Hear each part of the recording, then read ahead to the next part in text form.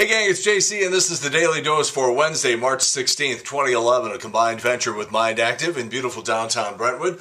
Terrific archives up at the top of the page with the Wayback Machine and the Video Village. Just great stuff up there. You could spend hours punching around and looking at old videos of momentous occasions in St. Louis television history and a bunch of goofy stuff that I did through the years. So go check that out. Of course, eye candy at the bottom of the page. And speaking of eye candy, yesterday, and it's in the archives, you can still see it, we ran this video of this kid getting bullied, fat kid getting bullied by a little skinny kid, and the big fat kid just finally had enough and picked the kid up and body slammed him, broke his ankle, really hurt the kid, and good for him, by the way, because this kid punched the fat kid in the face twice. Go look at that video if you didn't see it yesterday.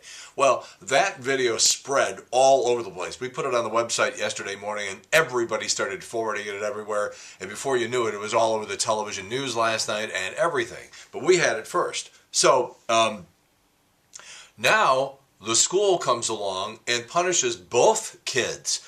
Punishes the skinny kid with like a 24-day suspension, 21 days, something like that.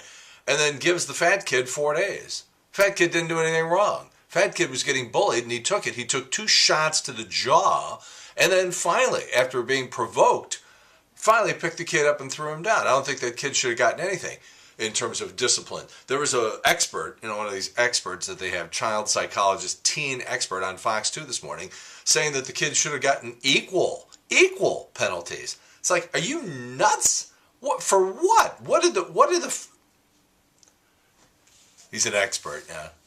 He's got more little letters and numbers next to his name than I do, so I guess he knows more than we all do, right?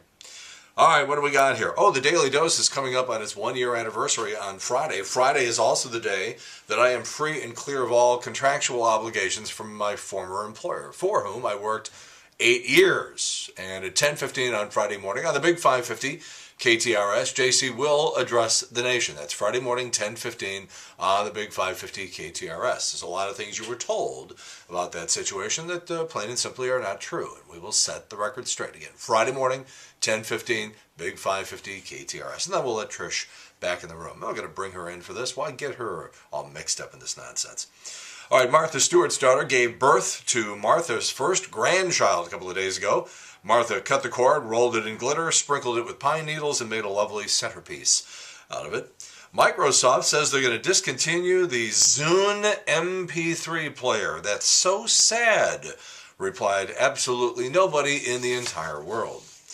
Tiger Woods on Jimmy Fallon tonight. Whoa, okay, monster ratings for Jimmy Fallon, whether they do anything or not, whether they make jokes about Tiger's situation or not, whether he addresses anything or not.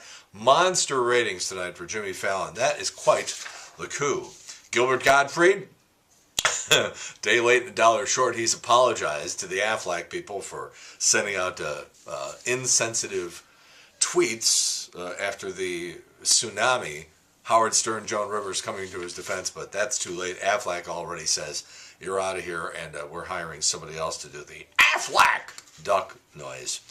Charlie Sheen has added more dates to his live show. Well, the first 2 sold out in 18 minutes, so why not? Now he's going to hit Cleveland and Columbus, Ohio, Radio City Music Hall in New York City, and Wallingford, Connecticut, and also Boston. Wow. The Comedy Central roast of Donald Trump was on last night, and you should check your listings. It's going to run over and over now for the next couple of days, and probably weeks too. We already know that Mike, the Situation Sorrentino from Jersey Shore, went up there and just made an idiot out of himself. But Whitney Cummings, who, if you're not familiar with this chick, up-and-comer on the comedy scene. She's hilarious and pretty good-looking, too. Fixes herself up, but has got great material. She's really somebody to watch here. And Jeffrey Ross was just hilarious. I'm playing highlights on the air today. Mark Wahlberg says he's going to get the whole gang together and do a sequel to The Fighter. No details other than he says he wants to do it, and people seem like maybe they're into that. Great movie. It came out on home video yesterday. This is a movie I was crazy about. Probably my favorite movie of all last year. King's Speech, awfully good, but I think I enjoyed The Fighter a little bit more. Great movie, out on home video. Highly recommend it. All right, it is happening, as Trish reported yesterday on The Trash. on the Big 550 KTRS. Everybody is coming back from the Welcome Back Kotter reunion. They're doing it on the TV Land Awards. That means Gabriel Kaplan, Mr. Kotter, also John Travolta, Robert Hedges, the whole gang is coming back. And on top of that, they got the whole Facts of Life gang, too, including Mindy Cohn, Kim Fields, Nancy McKeon, Lisa Whelchel, Charlotte Ray are all taking part. April 17th on TV Land. Of course, George Clooney was on that show from 85 to 87. He's just goofy enough to show up on this thing. I hope he does. Rock and Roll Hall of Fame induction has finally surfaced online, some clips and stuff like that. It'll air on the Fuse network on Sunday night. And the acceptance speech by Neil Diamond is already making people scratch their heads. Apparently he was sort of bewildered, seemed out of it, was just incoherent, saying nonsensical things. That's rock and roll, folks. So that's the highlight of the Rock and Roll of Fame induction, although Alice Cooper does a live version of 18, and I'm down with that. Playgirl magazine is offering $10,000 to anyone who can cough up a naked picture of Anderson Cooper from CNN. James Taylor, meanwhile, broke his leg and injured his shoulder Monday while skiing in Utah. All right, last month there was a big controversy. Fort Wayne, Indiana. I spent almost 2 years of my life in Fort Wayne back in the 1970s, and there was a former mayor there by the name of Harry Balls. B-A-A-L-S, but it's pronounced Balls. The man's name was Harry Balls. So a bunch of people got together, and there's a new government center going up, and a bunch of people said, let's name it after Harry Balls. Let's have the Harry Balls Center. And there was a great, terrific groundswell, a terrific grassroots movement, and that's been overridden. The officials in Fort Wayne said, we don't want people making fun of our government center, so it'll be called the Citizens Square Government Center. Just one more reason why I was glad to get the hell out of Fort Wayne in 1978. The FCC is testing an update to their annoying emergency alert system. This is only a test. If this had been an actual test or alert, you would have been instructed where to tune in your area for news and official information, and then you get that 1,000-cycle tone, and it just hurts your ears, and then it squeaks and squelches, and it's very annoying and stupid, and all you need to know about the idiocy and the pointlessness of the emergency alert system is the goddamn thing didn't go off on 9/11. Right? So for 50 years, we've been doing the emergency alert system, and then we have the country's biggest on land, on our own soil tragedy, and the thing doesn't go off on 9/11. That's your government. There's your FCC hard at work. All right, birthdays today. Normally we talk about the people who are alive, but today I'm just going to talk about Henny Youngman, because Henny Youngman was one of my idols. He's so funny. He was so funny. If you watch the movie Goodfellas, you'll notice that there's a scene in the movie where Henny Youngman is performing on stage, because he's been around that long, and that movie was, a period piece from the 1960s. Henny Youngman, when I read about all the evils of drinking, I gave up reading. Rimshot.